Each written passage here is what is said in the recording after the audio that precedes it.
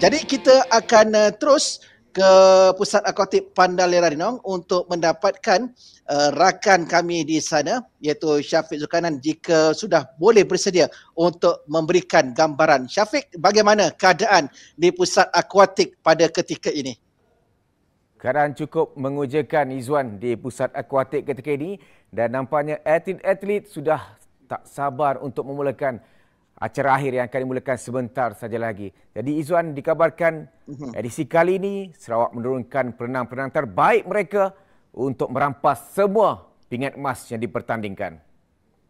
Baik, dikabarkan hari ini saja Syafiq, 8 pingat emas yang menjadi tawaran. Bagaimana sambutan para penonton terutamanya di Pusat Akuatik?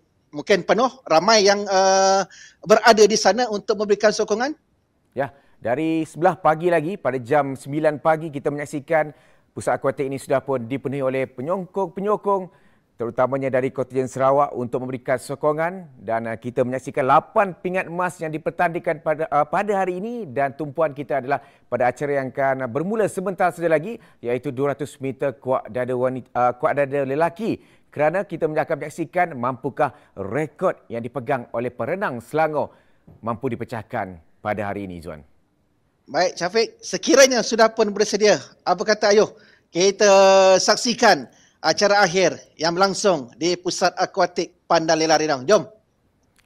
Jadi kita akan teruskan aksi untuk acara akhir pada hari ini. Menyaksikan acara 200 meter kuat lentang lelaki.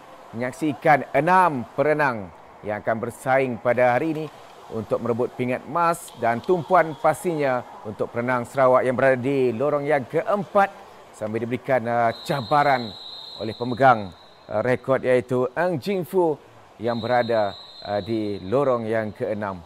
Jadi inilah barisan perenang-perenang 6 keseluruhannya. Kita menyaksikan tumpuan pada perenang yang keempat. Akhir kata dari saya, Assalamualaikum. Kita jumpa lagi.